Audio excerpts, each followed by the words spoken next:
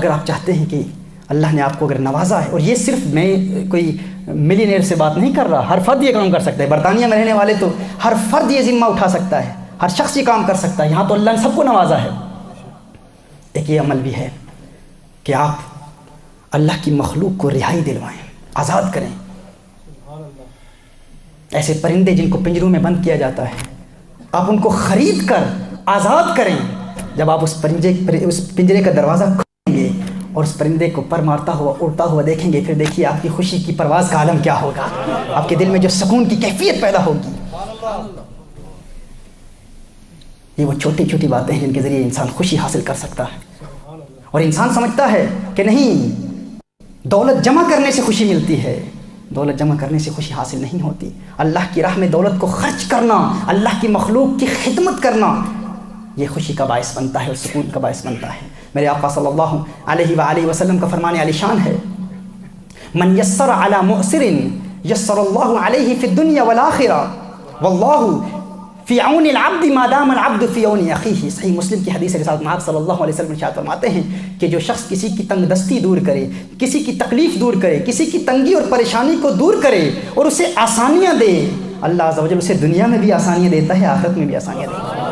اللہ اسے دنیا میں بھی خوشیاں دیتا ہے اور آخرت میں بھی خوشیاں دیتا ہے۔ واللہ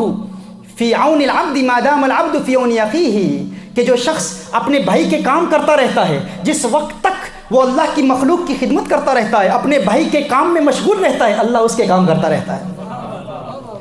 ہم کہتے ہیں میرا کام، میری مصیبت، میری پریشانی، فلاں رکاوٹ آ گئی، فلاں پریشانی آ گئی، کیسے دور ہوگی، کیا کروں گا، کیسے محنت کروں گا، کیسے اس پریشانی کو دور کروں گا۔ تم اپنی پریشانیوں کو کچھ عرصے کے لیے بھول جاؤ، اپنے بھائیوں کا کام شروع کر دو، اللہ کی مخلوق کا کام کرنا شروع کر دو۔ فرمایا جو انسان اللہ کی مخلوق کے کام میں مشغول رہتا ہے، اللہ اس کے کام خود کر دیتا ہے،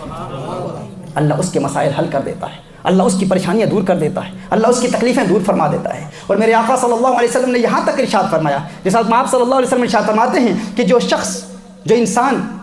اپنے گھر سے ایک لمحے کے لیے باہر نکلتا ہے فقط اس لیے کہ کسی مومن کی حاجت روائی کرے، کسی مومن کی مدد کے لیے اپنے گھر سے ایک لمحے کے لیے باہر نکلتا ہے، فرمایا پورا دن اور پوری رات میں سے یعنی 24 گھنٹے میں سے ایک لمحہ نکال کر اپنے گھر سے باہر نکلتا ہے کسی کی حاجت پوری کرنے کے لیے، میرے آقا صلی اللہ علیہ وآلہ وسلم نے ارشاد فرمایا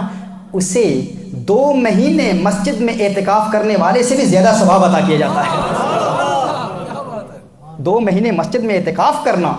اس سے بھی زیادہ ثواب اسے ملتا ہے جو فقط ایک لمحے کے لیے گھر سے نکلتا ہے، کسی کی حاجت پوری کرنے کی، حاجت پوری ہو نہ ہو اسے ثواب مل جاتا ہے۔ اور ایک حدیث میں ارشاد فرمایا جو کسی کی حاجت روائی کر دے، کسی کی مدد کر دے، میرے آقا صلی اللہ علیہ وسلم ارشاد فرماتے ہیں تمام عمر عبادت کا ثواب اس کے نامہ اعمال میں لکھ دیا جاتا ہے، گویا کہ وہ تمام عمر اللہ کی عبادت کرتا رہا۔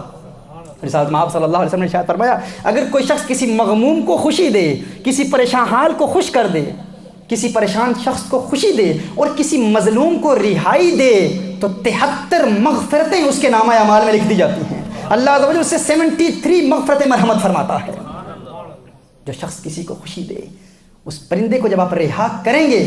تو 73 مغفرتیں آپ کے نامہ اعمال میں اللہ عز و جل لکھ دے گا۔ کسی کی حاجت پوری کریں گے، کسی کو کچھ کھلا دیں گے، 2 مہینے مسجد میں اعتکاف کا ثواب اور اس سے بھی زیادہ ثواب اللہ آپ کے نامہ اعمال میں لکھ دے گا۔ کتنی بڑی نعمتیں اللہ عز و جل نے ہمیں عطا فرمائی ہیں، اور آج مسلمان جو کلمہ پڑھتا ہے، جو مومن ہے، مسلم ہے، آج ان نعمتوں سے محروم ہے اور شارٹ کٹس تلاش کر رہے ہیں۔ ہم کسی طریقے سے کوئی ایسا عمل کیا جائے جس سے فلاں بندے کو تکلیف پہنچے، میری فلاں تکلیف دور ہو جائے، بڑی سخت بندش ہے، بڑے سخت اثرات ہیں، ان کو توڑا کیسے جائے، یہ برے اثرات کر دیے گئے ہیں، یہ سب توڑ رسالت مآب صلی اللہ علیہ وسلم کی تعلیمات میں موجود ہیں۔ آپ کو ایسا سکون ملے گا، آپ ان سب تکلیفوں کو بھول جائیں گے، ان سب پریشانیوں کو بھول جائیں گے، خود بخود جب آپ لوگوں کا کام شروع کر دیں گے اللہ آپ کے کام کرنا شروع کر دے گا، اللہ آپ کے مسائل حل فرما دے گا۔